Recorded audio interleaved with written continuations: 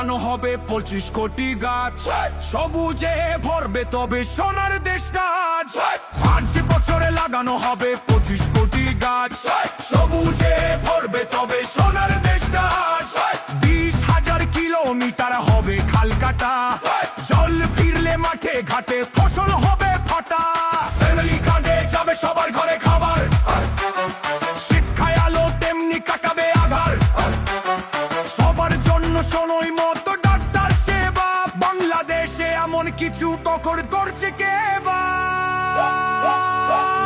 করবো কাজ গর্ব দেশ, সবার আগে বাংলাদেশ। করবো কাজ গর্ব দেশ, সবার আগে বাংলাদেশ। করবো কাজ গর্ব দেশ, সবার আগে বাংলাদেশ।